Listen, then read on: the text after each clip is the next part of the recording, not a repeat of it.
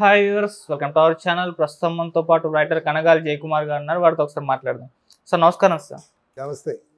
Sir మీరు ఏదైనా సరదాగా సినిమాల గురించి ఏమన్నా ఇంట్రెస్టింగ్ విషయాలు లేకుంటే హీరోస్ గురించి ఏమన్నా ఇంట్రెస్టింగ్ విషయాలు ఉంటే మా కోసం ఒకసారి చెప్తారా సార్? ఒక మంచి వ్యక్తి గురించి, ఒక మంచి నటుడి గురించి చెప్పుకోవాలి. సరే సార్. ఆయన్ని చాలామంది గుర్తించలేదు. చాలా మంచి వ్యక్తి. ఆయన కూడా స్టారే.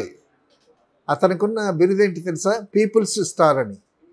People star R Narayana Murthy. Narayana Murthy చాలా మంచి వ్యక్తి, చాలా మంచి సినిమాలు తీశాడు. అతను డిగ్రీ చదువుకుంటుండగానే మెడ్రాస్ వచ్చేవాడు వేషాల మీద ఇంట్రెస్ట్తో. డిగ్రీ ఫస్ట్ ఇయర్ అయిపోయిన తర్వాత వెకేషన్స్ ఉంటాయి కదా, ఆ వెకేషన్స్లో వచ్చాడు. అలాగే సెకండ్ ఇయర్ వెకేషన్స్లో వచ్చాడు. తర్వాత థర్డ్ ఇయర్ డిగ్రీ కంప్లీట్ అయిపోయిన తర్వాత కంప్లీట్గా వచ్చేసాడు. సో మేము నేరము శిక్ష అనేటటువంటి సినిమా తీస్తున్నాం ఎక్కడ, భరణి స్టూడియోలో. అప్పుడు పరిచయం అయ్యాడు ఇతను. పరిచయం అయ్యి అప్పుడు జూనియర్ ఆర్టిస్ట్ సప్లైర్ ఉంటాడు కదా, ఆ సప్లైర్ ఉండేటప్పుడు కొంతమందిని సెలెక్ట్ చేస్తున్నాను. కొంతమంది ఒక 6 డజన్ మంది ఎంతో 10 మంది ఎంతోమంది కావాలి నాకు. సో కో డైరెక్ట్గా నేను వాళ్ళని సెలెక్ట్ చేస్తున్నాను. సెలెక్ట్ చేస్తుంటే ఇతను వచ్చి సార్ సార్ సార్ సార్ నేను కూడా ఉంటాను sir sir sir sir sir sir అని అంటున్నాడు. అతనే నారాయణమూర్తి. అని అంటే అతను అడగటం, ఆ బతిమలాడటం చూసి సరే ఇతను కూడా తీసుకోండి అని, శరభయ్య అని జూనియర్ ఆర్టిస్ట్ సప్లైర్ అతను. సో అతను కూడా చేశాడు, వచ్చాడు. వీళ్ళంతా బ్యాక్గ్రౌండ్లో నుంచుంటారు. కృష్ణ గారు రాముని బంటునురా సీతా రాముని బంటునురా అని పాడుతూ డ్యాన్స్ చేస్తారంటే వీళ్ళు బ్యాక్గ్రౌండ్లో ఉంటారనమాట వీళ్ళంతా. సో ఒక పాట పాడుతూ డ్యాన్స్ చేస్తూ ఉంటే బ్యాక్గ్రౌండ్లో కొంతమంది మనుషులు అవసరం వచ్చారు ఆ సీన్కి. నారాయణమూర్తి నుంచుని ఆ జనంలోనే రాముని బంటునురా సీతా రాముని బంటునురా అని ఈయన కృష్ణ పాడుతుంటే అని ఈయన ఫేస్లో మొత్తం కృష్ణ గారి కన్నా ఎక్కువ యాక్ట్ చేస్తున్నాడు బ్యాక్గ్రౌండ్లో. అప్పుడు నేను వెళ్ళి అంత యాక్ట్ చేయొద్దు, మీరు మామూలుగా కృష్ణ గారు పాడుతున్నది డ్యాన్స్ చేస్తున్న దాన్ని మీరు గమనించండి, కాస్త నవ్వుతూ ఉండండి, అంతేగాని ఇలాగ అంత రియాక్షన్ ఇవ్వక్కర్లేదు అని వారించాను అతన్ని. అయిపోయింది సాంగ్, షూటింగ్ అయిపోయింది. అయిపోయిన తర్వాత సార్ నమస్కారం సార్, ఓకే సార్ వస్తాను సార్, థ్యాంక్ యూ సార్, అది ఇది అన్నాడు. అదేంటయ్యా వేషం అయిపోయింది కదా, సాంగ్ అయిపోయింది కదా, డబ్బులు ఇస్తారు తీసుకుని వెళ్ళాను. అక్కర్లేదు సార్, డబ్బులు అక్కర్లేదు సార్, కడుపు నిండా తిన్నాను సార్, కడుపు నిండా భోంచేది సార్, థ్యాంక్స్ సార్, అది ఇది అన్నాడు. అనంటే ఆ సినిమాల మీద ఉండేటటువంటి ఇంట్రెస్ట్, ఆ విధంగా పరిచయం అతను నాకు నారాయణమూర్తి. తర్వాత నేను రామానాయుడు గారి సినిమా అగ్నిపూలు చేసేటప్పుడు రెగ్యులర్గా మా రూమ్కి వస్తూ ఉండేవాడు. రూమ్కి వస్తే అగ్నిపూల్లో ఒక మూగవాడి క్యారెక్టరు, ఓ బండలాగా ఉండాలి మూగవాడి క్యారెక్టరు. ఆ జరిగేటటువంటి ఆ ప్యాలెస్లో జరిగేటటువంటి సంఘటనలు గమనించి సైకిల్తో యాక్ట్ చేస్తాడు. డైలాగ్ ఏమి ఉండదు, ఫేషియల్ ఎక్స్ప్రెషన్స్ అనమాట, హావభావాలు చేతులతో చెప్పడం అనమాట. అటువంటి క్యారెక్టర్కి ఇతను కరెక్ట్గా సూట్ అవుతాడు. కొంచెం గట్టిగా మాట్లాడతాడు, కొంచెం రఫియన్ లాగా ఉంటాడు కదా. తీసుకెళ్ళి రామానాయుడు గారికి పరిచయం చేస్తే ఇతను కరెక్ట్ సూట్ అవుతాడు అని ఆ వేషానికి మైసూరు తీసుకెళ్ళాం. మైసూరులో లలిత మహల్ ప్యాలెస్లో షూటింగ్. ఓకే. లలిత మహల్ ప్యాలెస్లో షూటింగ్ అయితే మేము కొంత షూట్ చేసుకుంటూ, నారాయణమూర్తి లేనటువంటి సీన్స్ షూట్ చేసుకుంటూ కెమెరా తిప్పుకుంటూ వెళ్తున్నాం. అక్కడికి కన్నడ కంఠీరవ రాజకుమార్ గారు షూటింగ్కి వచ్చాడు. అక్కడే ఆ పరిసర ప్రాంతాల్లోనే ఆయన షూటింగ్కి వచ్చి హాల్లో కూర్చున్నాడు. ఆయన హాల్లో కూర్చుంటే నారాయణమూర్తి వెళ్ళి నమస్కారం సార్, నేను మీ ఫ్యాన్ని సార్, మీ సినిమాలు చూశాను సార్, నేను దాసనారాయణ గారి శిష్యుని సార్, అది ఇదని ఈయన పరిచయం చేసుకున్నాడు. పరిచయం చేసుకొని కూర్చున్నాడు. కూర్చుని ఆయన పెద్ద ఆర్టిస్ట్ కదా, మనకి రామారావు గారు ఎలాగో కన్నడ కంఠీరవ రాజకుమార్ గారు అట్టగా కన్నడంలో. సో చేతులు కట్టుకొని కూర్చున్నాడు నారాయణమూర్తి. రాజ్ కుమార్ గారు ఏదో చెప్తున్నారు. చెప్తా ఉంటే ఈయన చేతులు కుట్టుకుని వింటున్నాడు.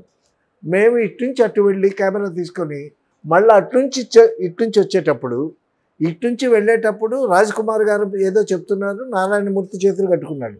అట్నుంచి వచ్చేటప్పుడు నారాయణమూర్తి చెప్తున్నాడు, రాజ్ కుమార్ గారు వింటున్నాడు. అంటే ఇతను చొరవ చేసుకుని మనుషులు పరిచయం చేసుకునేటటువంటి ఆ చొరవ అతనికి ఉండేటటువంటి ఆ చొరవతోనే దాసనారాయణ గారి దగ్గరికి వెళ్ళాడు. దాసనారాయణ గారు డిగ్రీ చదువుతుండగానే మధ్యలో వెకేషన్స్లో వస్తుంటాడని చెప్పాను కదా, ఆ విధంగానే దాసనారాయణ కలిస్తే నువ్వు డిగ్రీ కంప్లీట్ చేసుకుంటా, అంతేగాని చదువు మానేసి రావద్దు, చేతిలో డిగ్రీ ఉండాలి అది ఇదని చెప్పి ఆ డిగ్రీ అయిపోయిన తర్వాత వచ్చాడు.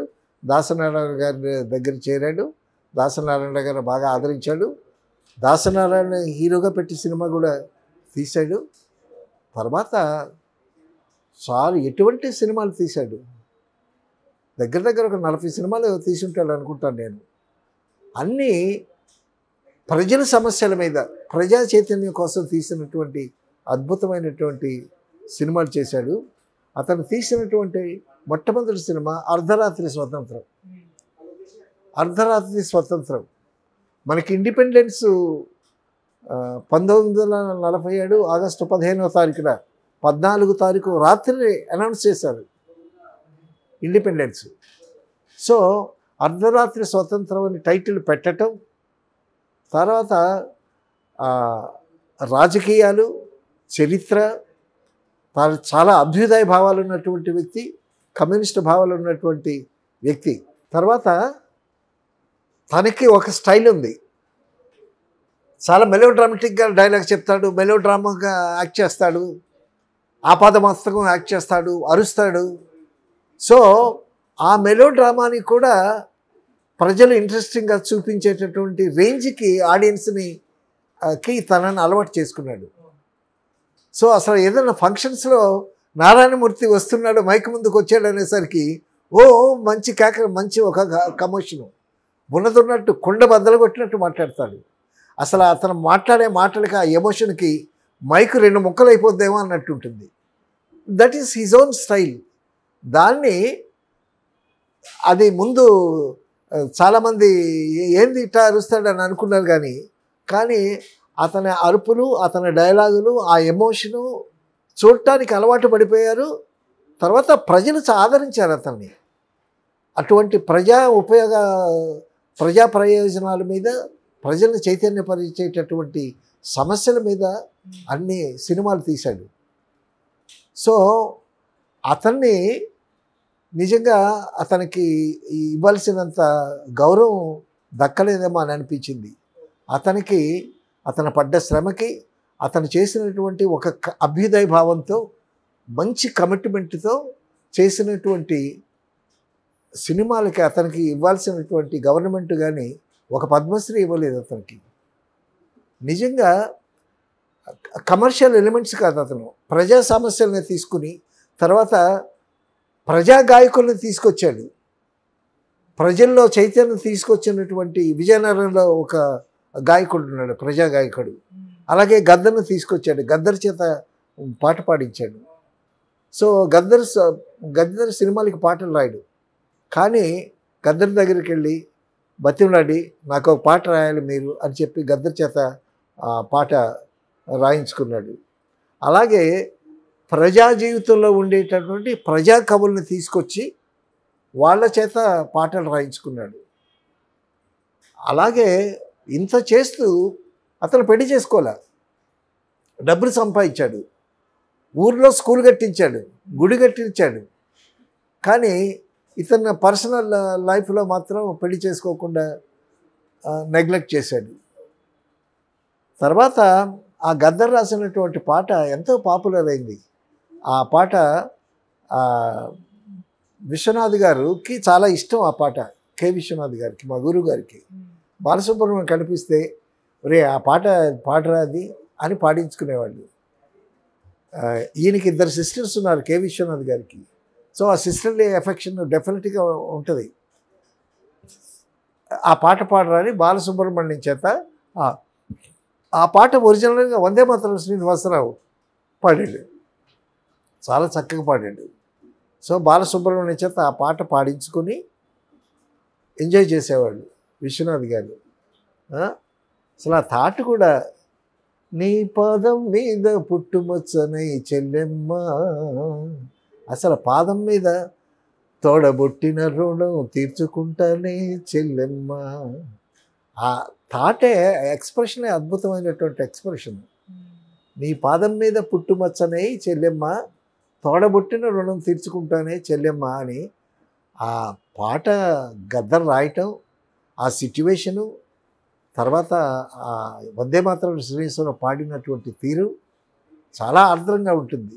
సో అటువంటి సన్నివేశాలు, అటువంటి దృశ్యాలు, అటువంటి సినిమాలు ఎంతో కమిట్మెంట్తో, ఎంతో డెడికేషన్తో తీసినటువంటి నారాయణమూర్తికి రావలసినంత గుర్తింపు రాలేదేమో అనిపిస్తుంది.